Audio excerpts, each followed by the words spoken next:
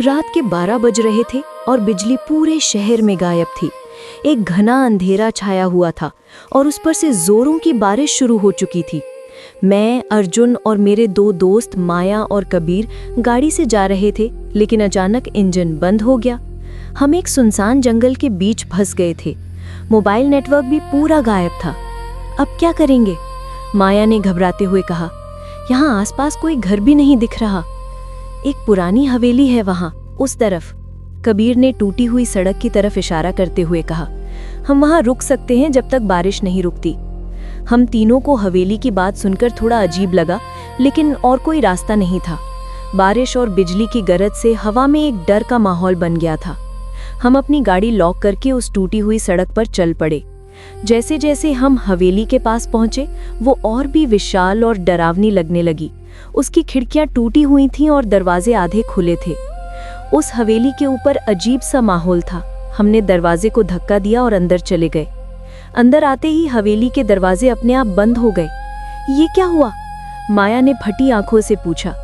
हवा से हो गया होगा, मैंने दिल को तसल्ली देते हुए कहा, लेकिन अंदर की हवा बिल्कुल रुकी हुई थी। अचानक एक बिजली कौंधी और उसकी रोशनी में हमने देखा कि सामने एक पुरानी तस्वीर टंगी हुई थी। उसमें एक छोटी लड़की थी जिसकी आंखें बिल्कुल काली थी। तस्वीर के नीचे लिखा था, अकेले मत आना। चलो यहाँ से चलते हैं, कबीर बोला। मुझे ये जगह ठीक नहीं लग रही। हमने दरवाजा खोलने की कोशिश की, लेकिन वो लॉक्ड था। हमारी सांसें रुक गईं। हम तीनों एक दूसरे को देख रहे थे और तभी हमें एक अजीब सी आवाज सुनाई दी, जैसे कोई बच्चा धीरे से रो रहा हो। आवाज ऊपर से आ रही थी। अर्जुन, ये आवाज? माया ने घबराते हुए कहा। ये हवेली की पुरानी आवाज होगी, मैंने उसकी बात को काटते हुए कहा, लेकिन अंदर से मुझे भी डर लग रहा था। हम धीरे धीरे से ऊपर की तरफ चल पड़े। बारिश और जोर से हो रही थी और बिजली कौंध रही थी। हर बिजली की रोशनी में हमें लग रहा था कि कोई हमें देख रहा है। हम ऊपर एक कमरे में पहुंचे जहां एक छोटा झूला पड़ा था। वहीं से वो रोने की आवाज आ रही थी। शायद यहाँ कोई बच्चा छिपा है, माया ने कहा। हम जैसे ही कमरे के अंदर गए, वो आवाज अचानक से बंद हो गई।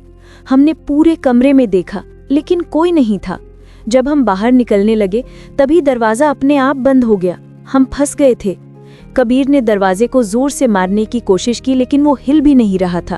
अब क्या करेंगे? वो बोला। तभी कमरे की दीवार पर एक संदेश लिखा हुआ दिखा, अगर बचना चाहते हो तो इस कमरे से जल्दी निकलो। संदेश खून से लिखा हुआ था। हम तीनों ने दरवाजे को और जोर से मारने की कोशिश की, लेकिन कुछ नहीं हुआ।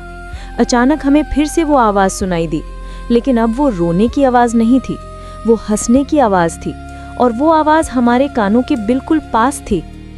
हमने एक दूसरे को देखा और फिर हमने वो वही लड़की की तस्वीर देखी जो नीचे से उठाकर ऊपर ले आई थी।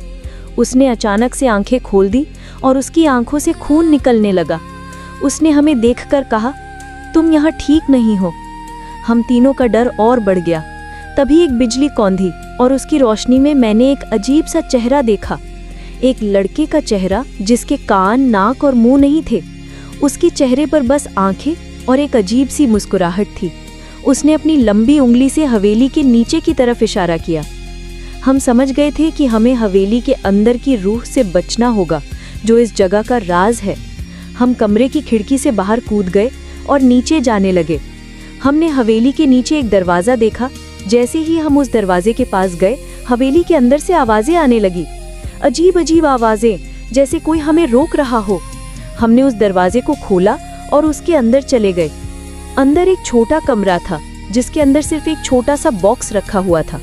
बॉक्स पर खून से लिखा था, तुमने सही राह चुना। हमने उस बॉक्स को खोला और उसके अंदर एक चाबी मिली। वो चाबी हवेली के दरवाजे की थी। हम तीनों ने जल्द से जल्द उस चाबी को उठाया और हवेली के दरवाजे को खोलने की कोशिश की। तभी हमने पीछे से आवाज सुनी, तुम लोग कहाँ जा रहे हो?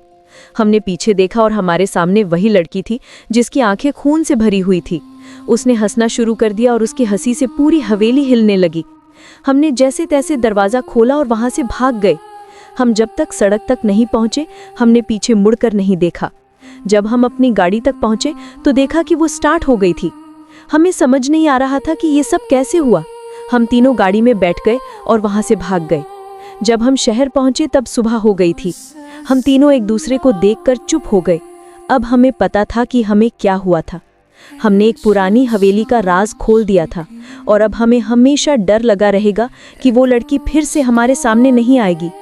हमने ये फैसला किया कि हम इस राज को किसी को नहीं बताएंगे, क्योंकि हम जानते थे कि लोग हम पर विश्वास नहीं करेंगे। हमने अपने आप से कहा कि ये एक सपना था।